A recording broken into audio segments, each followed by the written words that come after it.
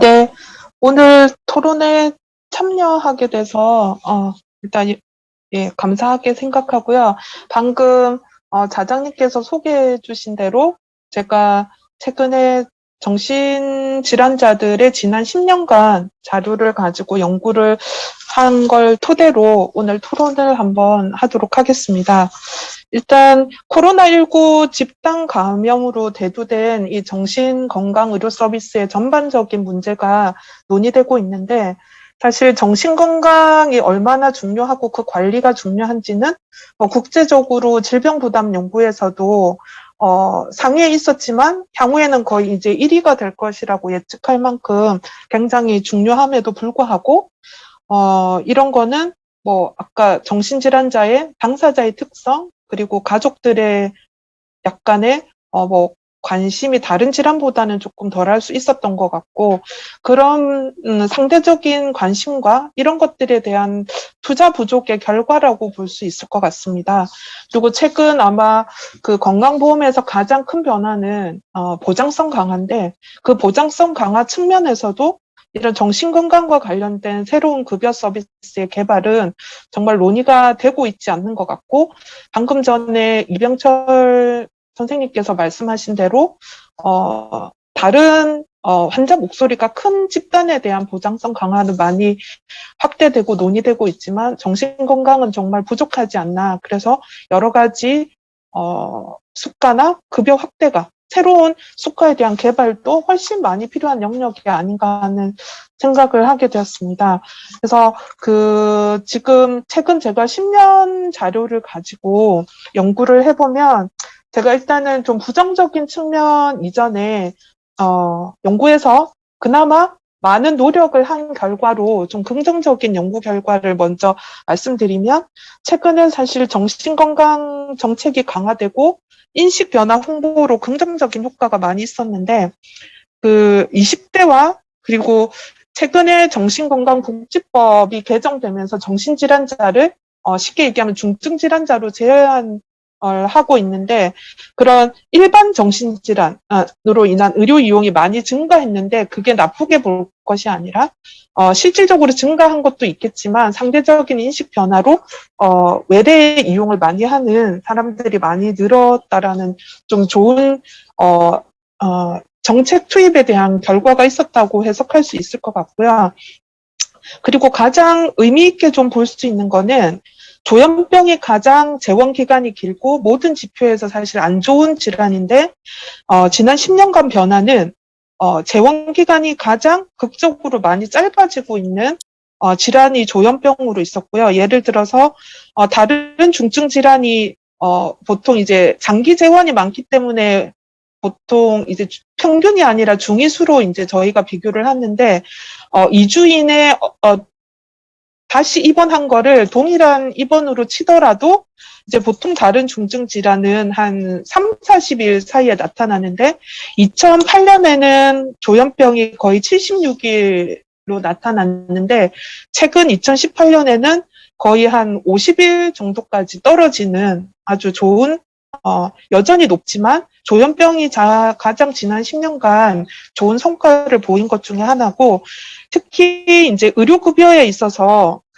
앞서 발표에 퇴원하고 나서 1개월 이내에 팔로업이 제대로 되는지 외래 방문을 얼마나 잘했는지 보면 여전히 조현병이 제일 좀 낮은 편이긴 하지만 의료급여 환자가 2008년에는 50%밖에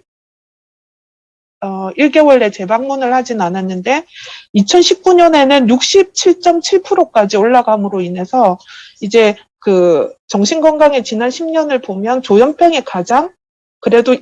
상대적으로는 여전히 좀 가장 성과가 안 좋고 재원 기간이 길지만 지난 10년간의 발전 정도는 가장 큰 질환이었다라는 거를 좀 확인할 수 있었습니다. 근데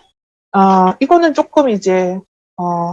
이 정부에서 노력한 정신건강 정책의 중요한 성과라고 저는 판단이 되는데, 하지만 여전히 풀어야 할 숙제들이 많이 있다는 걸 확인할 수 있었습니다. 앞서 많은 발표나 토론에서 얘기했듯이 정신과의 가장 문제가 의료급여 환자의 일당 정액제로 인한 가소 서비스를 제공하고 있다는 건데,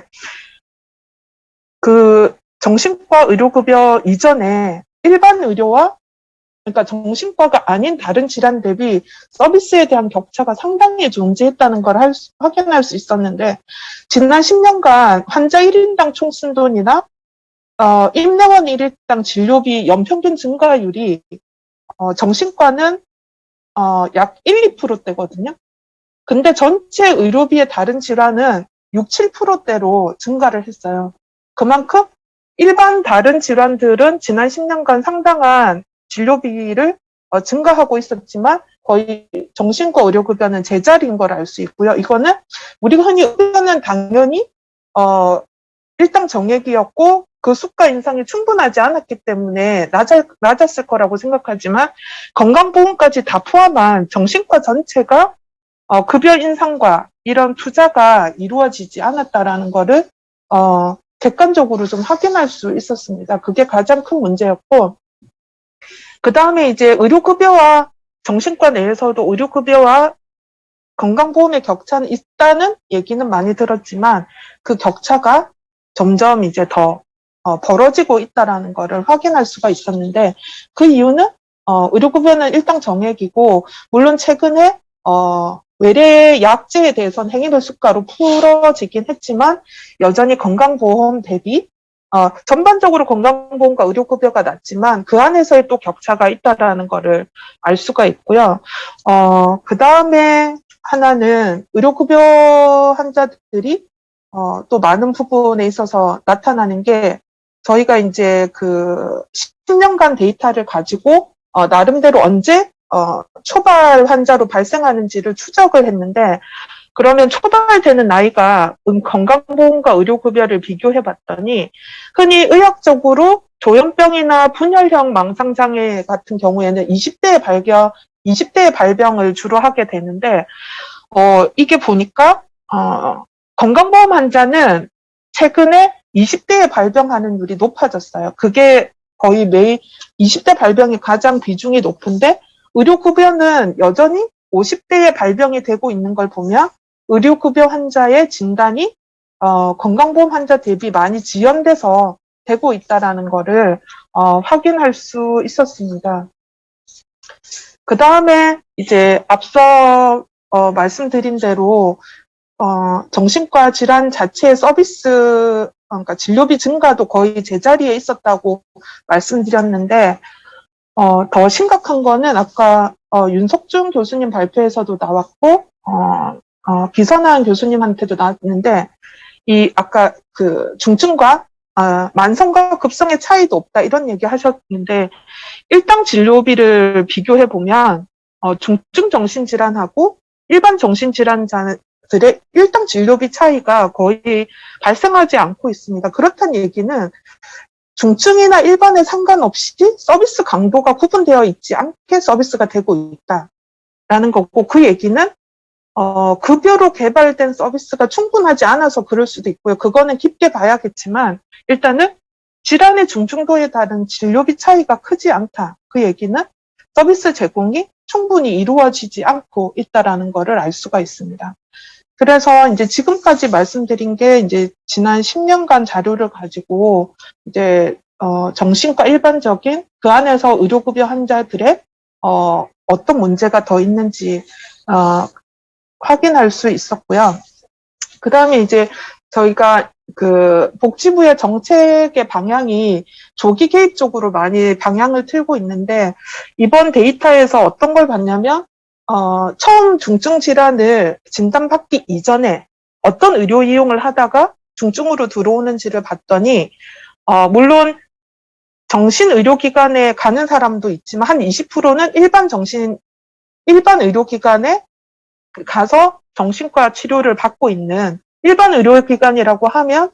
쉽게 얘기하면 정신과 전문의가 없는데 가서 이제 뭐 다른 치료를 받으면서 거기서 이제 진료를 받는다라는 건데 주로 의원급에서 받고 있더라고요. 그렇다는 얘기는 의원급 대상으로 뭔가 중증으로 가기 전에 내지는 적절한 시기에 개입을 하는 좋은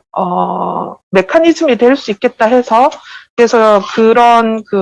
저희가 이제 뭐 지역사회 얘기도 하고 있지만 이런 외래 의원을 이용하는 그 정신의료기관이 아닌 데서 정신질환 치료를 받고 있는 사람들에 대한 관리도 중요하겠다는 걸 알 수 있고, 그다음에 중증으로 진단받고 나서도 의료 이용을 하지 않는 사람들이